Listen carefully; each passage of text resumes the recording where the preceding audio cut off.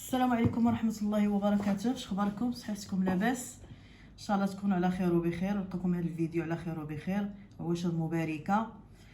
ما تمنيتو ان شاء الله بالصحه والسلامه والعافيه. بغيت غير نشارك معكم ورقه ديال البسطيله اللي تقريبا هذه شي 5 سنين ولا 6 سنين نهار اللي جربتها. زعما ما عمرها ما حشماتني.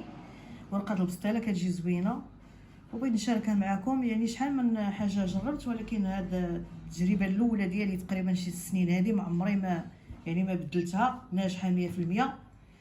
بغيت نشاركها معكم ان شاء الله.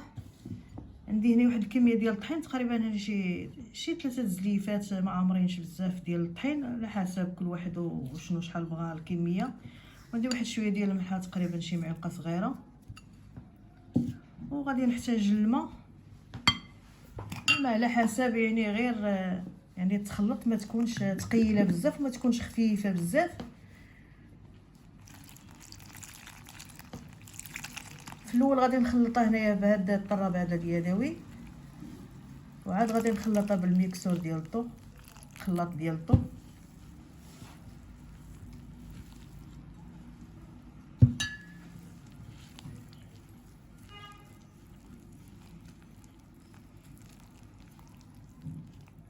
والمبتدئات يعني باش يجربوا واش الماء هو هذاك كافي ولا ماشي كافي. ملي نسخنوا الماء باش غادي نطيبوها، راه غادي نتيستيوها بواحد بالفرشاط، نشوفوا واش ثقيله ولا خفيفه، يعني بالشيته ديال باش غادي نخدموها. ولا كان شي شويه ثقيله يعني غادي تبان لينا غليظه بزاف، نزيدوا فيها شي شويه ديال الماء، يعني بشويه بشويه باش ما نجريوهاش عاود. صافي تتخرج لنا الورقه ديال البسطيله هي هذيك. صافي راه كنعرفوها هي هذيك.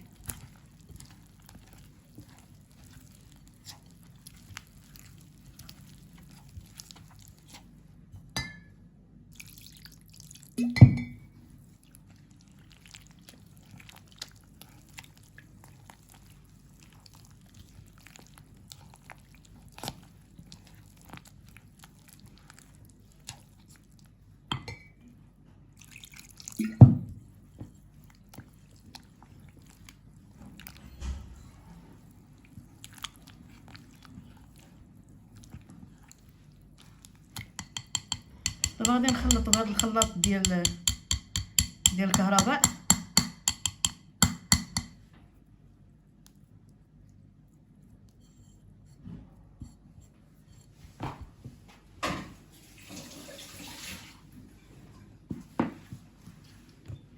هو شي شويه فيه الصداع. انا غادي نخلط، وغادي الا بان ليا فيها شي كركوبات ولا شي حاجه غادي نصفيها وغنرجع معاكم.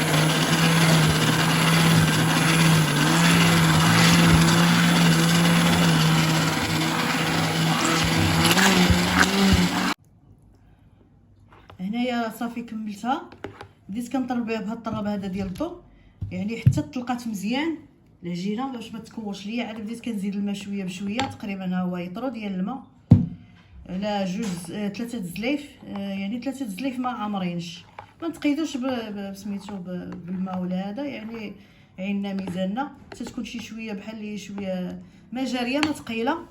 وغنزيد واحد المعلقه صغيره ديال الزيت، زيت عاديه. يمكن لا نديروها في الطراب، ما نديروش كميه كبيره، شويه بشويه باش تغلبوا عليها. صافي ونخليها ترتاح، وغادي ندير الماء يسخن ان شاء الله وغادي نرجع معكم.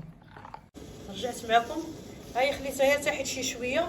درت هنايا الماء سخون، درت هنا الماء سخون ها هو تيغلي. درت هاد المقله هذه ثقيله عندي ما كتلصقش، دهنتها غير مره واحده بالزيت. وغادي نخدم هاد الورقه هذه بهاد الطريقه هذه.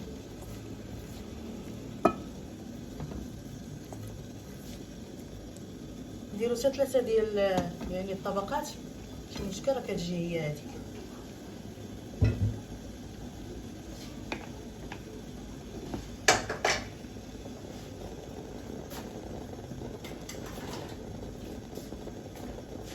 هنا الحريره هي وجدات عندي، واخا ما صورتهاش معكم، راه عندي في القناه اللي بغى يشوفها غتعجبكم بزاف.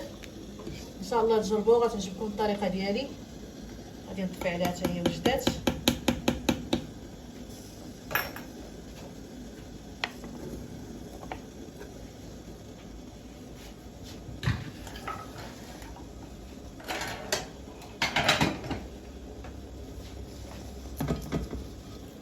صافي ها هي.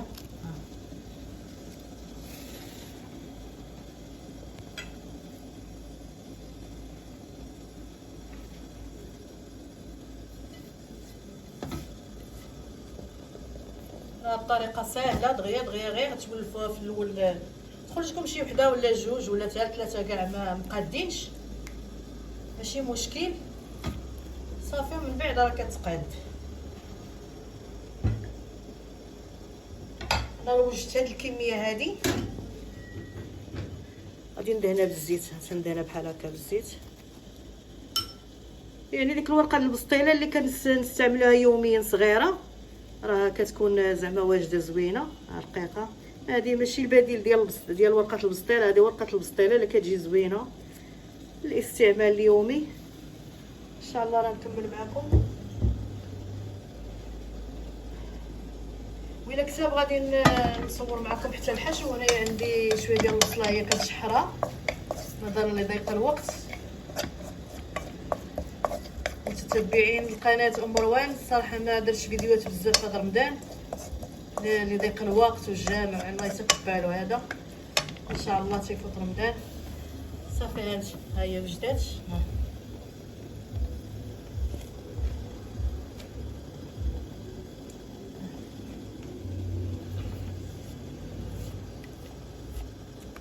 غير ما تخافوش منها، يعني انا تنشرح للمبتدئات. الماء يكون يعني غليان مزيان، نخليوها حتى تسخن المقله مزيان، ندهنوها مره واحده.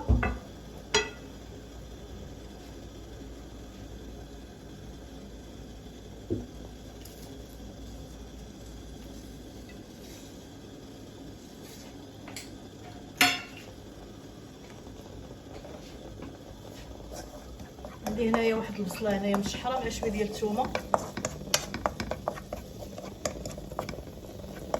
شويه ديال الزيت والملحه. انا غنزيد شويه ديال الجزر محكوك،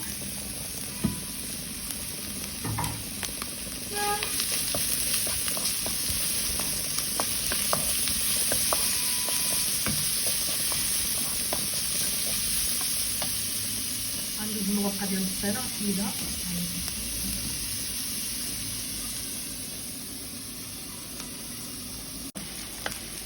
هنايا غادي نزيد واحد شويه ديال السيبيا، ندير واحد الكميه حيت درت شي شويه ديال الدجاج درتو في الكوكوط.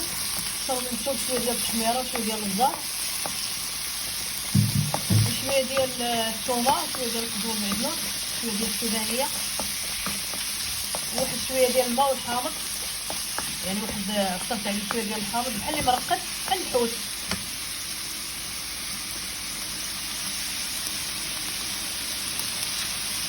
خليتو في الكوكوط حتى فاش كيف العظيمات. غادي نزيدو مع هاد السيفيه. الصراحه ما كنتش غادي نصور الحشو، كنت غنصور على ورقه البسطيله، ولكن قلت علاش لا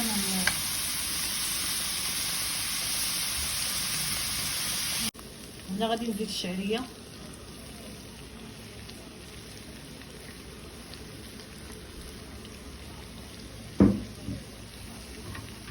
ونزيد هنايا الحامض مقطع مصير مقطع رقيق. التوابل راه زدت التحميره، شويه ديال الكمون، شويه ديال السودانيه وشويه ديال البزار، ومن بعد غنزيد القزبر معدنوس ونخلي الحشوه تبرد. وغادي نعمر القنينطات وغنرجع معكم ان شاء الله. ها الورقه ديال البسطيله هي وجدات، تبارك الله راه كتجي زوينه بزاف، كتجي رقيقه وكتجي مقرمشه، كلها كتجي زوينه. ان شاء الله تجربوا هذه الطريقه وغادي تعجبكم. انا غندير بها قنينطات، يعني ما غاديش ندير بسطيله كبيره، قنينطات ولا رغيفات هكا صغيورين وغندخلهم في الفران. وعندي هنايا كيما قلت لكم الحشو، زدت شويه ديال الهريسه، زدت شويه ديال الزيتون، وزدت شويه ديال هنايا الدجاج اللي قلت لكم طايب في الكوكوط مشرمل بحال الحوت بالاقامه ديال الحوت وطايب على نار مهيله. اي واحد شويه ديال الماء حتى كيطيب وكنحيدو منه العظام. زدت شويه ديال الهريسه، هنايا ضروري الهريسه والفلفله حاره، واللي عنده شويه ديال الفرماج محكوك حتى هو يديرو.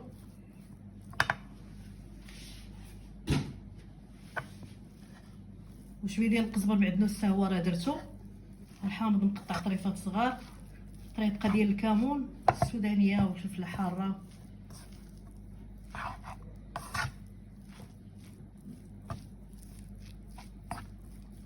وسميتو ملي كنخدمو بالشتاء كنغسلوها مزيان ونديرو لها شويه ديال الخل وداكشي وكنخليوها تنشف على برا. ومنين نحتاجوها منين تنكونو كنسخنو داك الماء باش نصايبو الورقه نخليوها تغلى فيه راه كترطال. الا لقيناها كارمه ولا شي حاجه نقولوا راه صافي راه ما بقاتش خدامه، لا صافي. وكنضفوها مزيان وكنخليوها راه دائما كتنفعنا.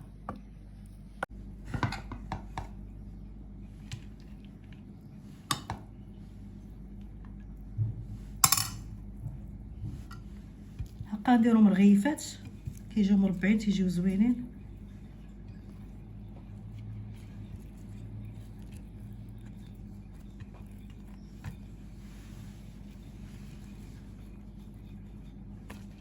ملي نعاودو الورقه الثانيه غادي نديرو على هاد الجهه هادي، طيع على هاد الجهه الثانيه.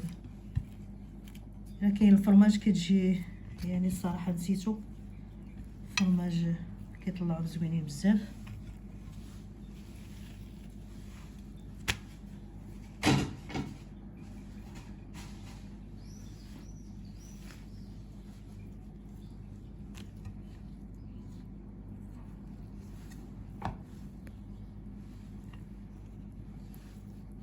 الحشوه تكون مخلطه مزيان. الا كانت هذاك الفرماج مربع ديال الساندويتش تا هو راه كيجي زوين.